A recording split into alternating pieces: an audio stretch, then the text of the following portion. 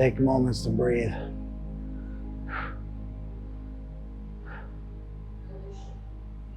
And clear it.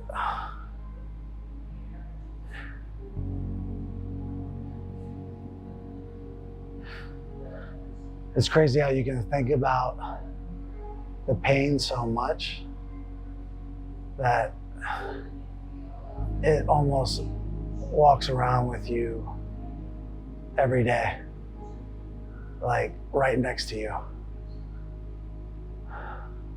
But this past weekend, I've been able to let it go and stop thinking about it.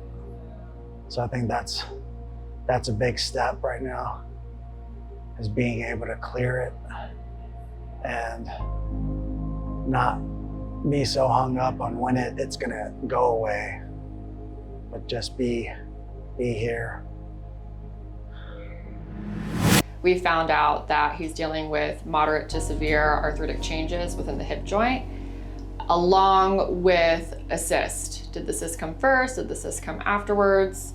It's kind of chicken or egg, but we know that most of the pain generation is coming from the degeneration of the joint, and rehab really isn't going to fix that. The injury itself isn't that common, but when you get an injury there, it's usually something that like, oh, okay, yeah, I saw this coming, right? And so, yeah, it's tough because a lot of times it's not bad enough to where you're like, man, I really need to stop running.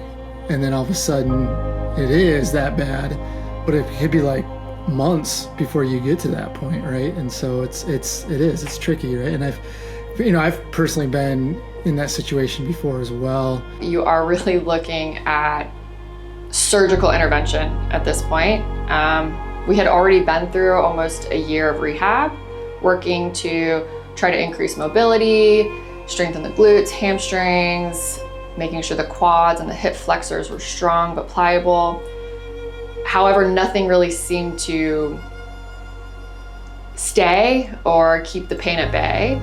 You know, there's multiple steps forward for somebody of Lewis's age. You can continue rehab.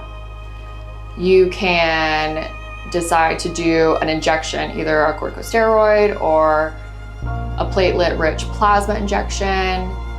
If those were not an option, surgical intervention is then really the next step. It's either a total hip replacement or a resurfacing. For me, it was like, okay, well, he's probably going to be able to gut it out regardless. It's just going to be a matter if he ends up wanting to do it, right? And so, where other people, you know, they're probably just going to shut down, which is fine, right? Like, you know, it's a double-edged sword, right? Like I've known people who have a high pain tolerance, let's just say, and it allowed them to get places they never thought they were going to be able to get, but it also probably cut their running short because they probably pushed things too far, right? So it's one of those things where you have to balance it. But I wasn't necessarily worried about you being able to finish. I was more worried about, like, it's going to be one of those things where you're ultimately going to have to decide how much discomfort you're going to want to tolerate in the segment.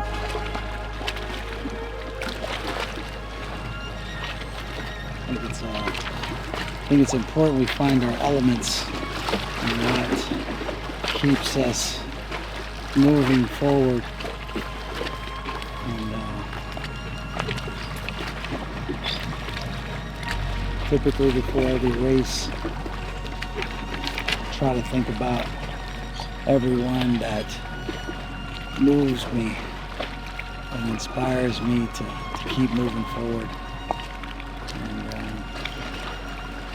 And I think the only job we have on this earth is to really just try to be the best guy we can be versus telling people how they gotta get stuff done.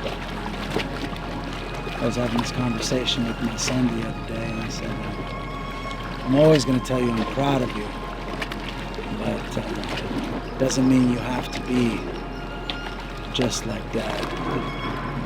You can be you, and you've gotta create whatever it is that journey is for you, whatever moves you, you got to create that. And that's what I try to do out there when I'm out there on the road. working towards myself, trying to make myself just create